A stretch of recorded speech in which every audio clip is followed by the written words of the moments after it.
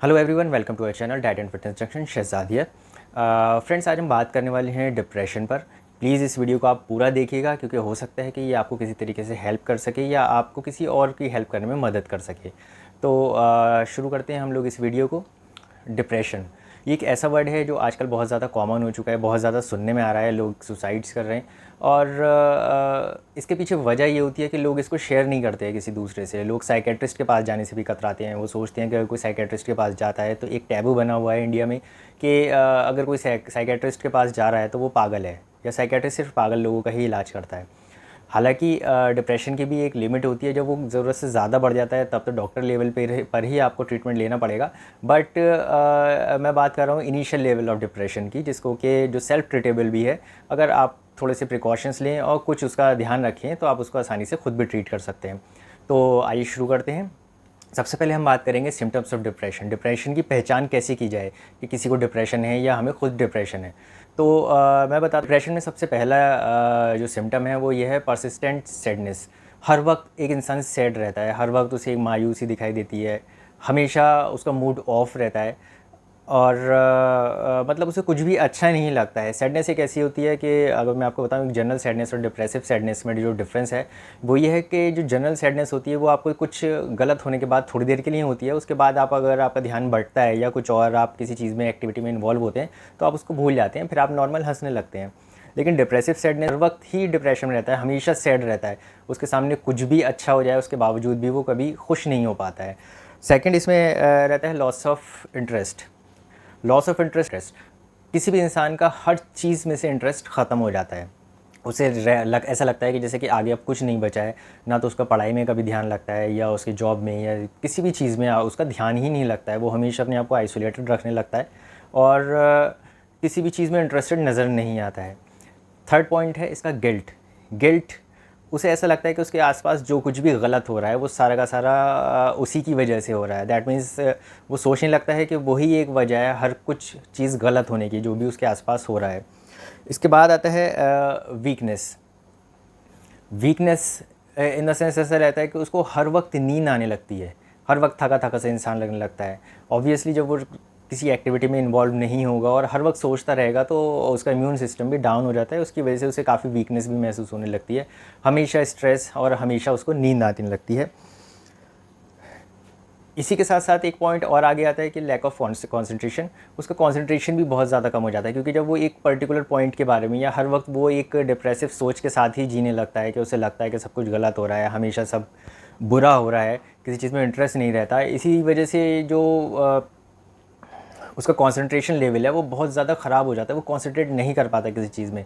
Suppose अगर पढ़ने भी बैठता है या अपनी जॉब पर जाता है कोई भी बंदा, तो उसका ध्यान वहाँ नहीं लग पाता है। उसका हमेशा जो अपना डिप्रेसिव थॉट्स हैं उसी में ही वो इन्वॉल्व रहना चाहता है और कहीं ना कहीं उसे एक ऐसा लगने लगता है कि यही उसकी अब एक लाइफ बची है और वो हर चीज़ में से इंटरेस्ट अपना खो देता है। इसके अलावा इसमें कुछ ऐसा भी होता है किसी किसी के साथ कि जो एपिटाइट है, उसकी जो भूख लगना है उसमें चेंजेस आ जाते हैं। कभी तो एपिटाइट बहुत ज़्यादा बढ़ जाती है, कभी बहुत ज़्यादा कम हो जाती है। लेकिन मोस्टली जो केसेस देखे गए हैं उसमें ऐसा होता है कि इंसान खाना पीना छोड़ देता है या बहुत कम कर देता है, उससे उसकी एपिटाइट बहुत ज़्यादा कम हो जाती है।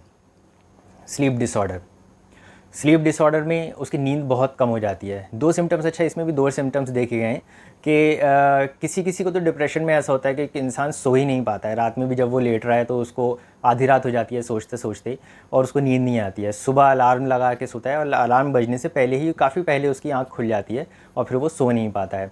अच्छा, दूसरा इसमें कभी कभी ऐसा भी होता है कि इंसान को बहुत ज़्यादा नींद आती है, उसे कुछ अच्छा नहीं लगता, उसे लगता है कि हर वक्त बस आइसोलेशन में रहना और सोना, इसके अलावा उसे कुछ भी अच्छा नहीं लगता है।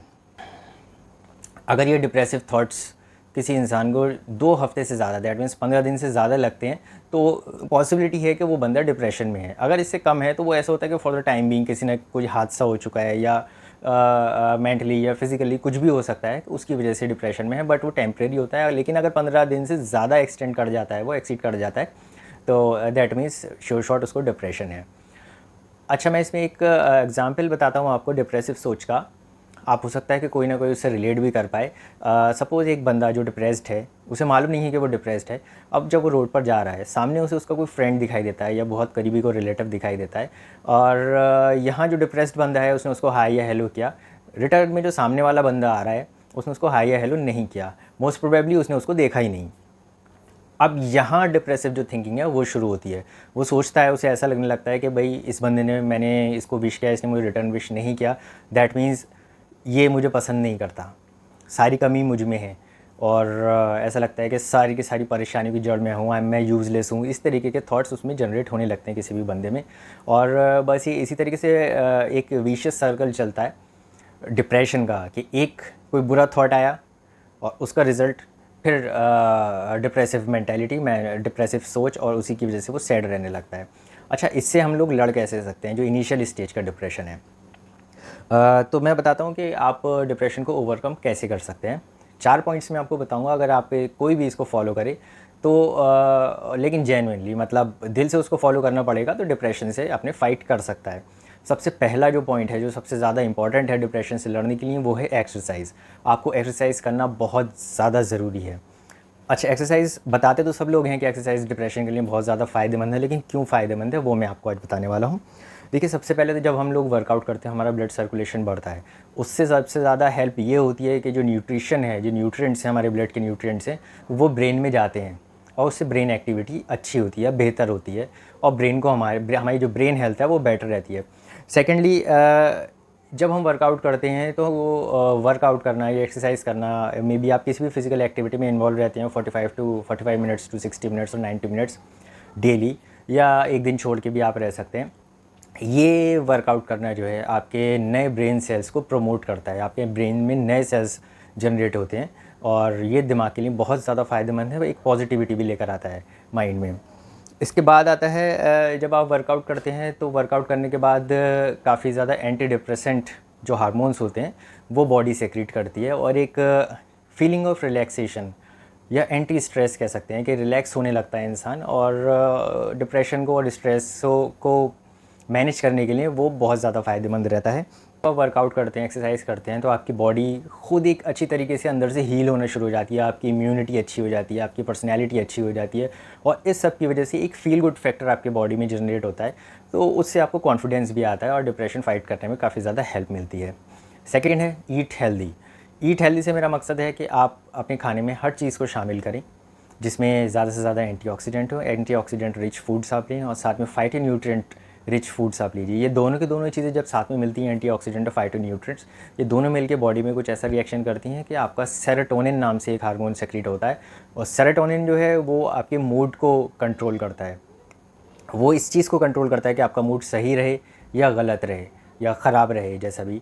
तो आप एंटीऑक्सीडेंट और फाइटोन्यूट्रिएंट्स पे ज़्यादा से ज़्यादा कॉन्सेंट्रेट कीजिए, उससे आपका मूड अच्छा रहेगा और आपको डिप्रेशन से लड़ने में काफ़ी ज़्यादा हेल्प मिलेगी। इसके बाद आता है कि आप प्रोटीन इंटेक बढ़ाइए। प्रोटीन के एक जनरली ये सोचा जाता है कि प्रोटीन सिर्फ मसल बिल्डिंग के लिए ही यूज़ होता है, बट ऐसा नहीं है।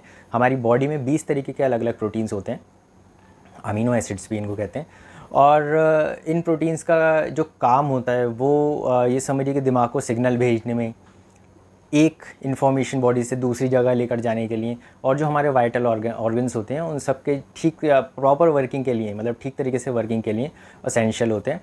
तो हाई प्रोटीन, एक अच्छी क्वांटिटी में आप प्रोटीन लीजिए। अगर आप वर्कआउट कर रहे हैं तो आप 1 ग्राम पर केजी बॉडी वेट आप प्रोटीन ले सकते हैं डेली। इसका मतलब ये नहीं कि आप सप्लीमेंट लें, आप नेचुरल डाइट से ही इसको भी पूरा कर सकते हैं आसानी से। और अगर आप वर्कआउट कर रहे हैं तो आपको 2 ग्राम पर केजी बॉडी वेट के हिसाब से आपको प्रोटीन लेना ज़रूरी है। और इसके बाद आता है स्लीप। ये एक बहुत बड़ा फैक्टर रहता है, स्लीप डेप्रिवेशन। अगर नींद पूरी नहीं होती है तो मैं आपको बताऊं कि नींद एक ऐसा प्रोसेस है कि हमारी बॉडी जो दिन भर वेयर एंड टेयर का शिकार हो जाती है, हम जो भी काम करते हैं हमारी बॉडी थकती है, डैमेज होती है। स्लीप, जब हम सोते हैं तो वो एक रिपेयरिंग फेज़ में आ जाती है हमारी बॉडी, और जितने भी हमारी बॉडी में नुकसान पहुंचा है पूरे दिन वो सब रिपेयर होता है। इसमें आपके ब्रेन सेल्स भी इंक्लूडेड हैं।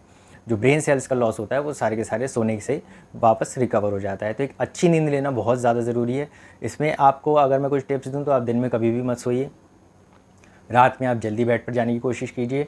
उससे आपका जो सुबह उठने का टाइम है उससे आप थोड़ा सा देर से उठ सकते हैं। दैट मीन्स जो आपको बेड पे जाने का और बेड पे जाने का टाइम कम करना है, और बेड से उठने का टाइम थोड़ा सा उसको बढ़ा देना है।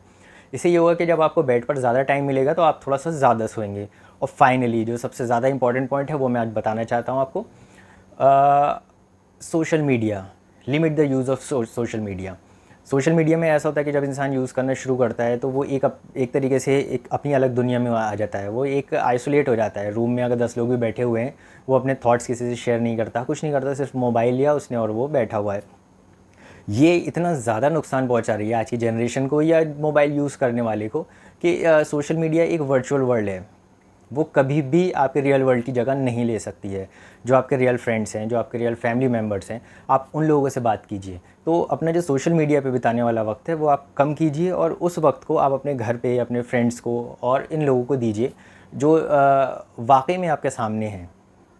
तो इन सब चीज़ों से आपको अपने डिप्रेशन से लड़ने में बहुत ज़्यादा हेल्प मिलने वाली है अगर आप इनको फॉलो करें। और प्लीज़ आपको अगर ये वीडियो पसंद आई हो तो इसको लाइक ज़रूर कीजिए और शेयर कीजिए। इन केस अगर आपको कभी महसूस होता हो कि आपके किसी फ्रेंड को या रिलेटिव को, किसी को भी ऐसा महसूस हो रहा है या आपको लग रहा है कि वो लोग डिप्रेस्ड हैं या उनमें ये ऐसे कुछ भी सिम्टम्स दिखाई दे रहे हैं, आप उन लोगों को प्लीज़ इस वीडियो को शेयर कीजिए। और आगे भी इस जैसी वीडियो आते रहेंगे, उनको आप टाइमली देखने के लिए प्लीज़ सब्सक्राइब कीजिए चैनल पे और बेल आइकन ज़रूर प्रेस कर दीजिए ताकि कोई भी नया वीडियो अपलोड होता है तो आपको नोटिफिकेशन आ जाए।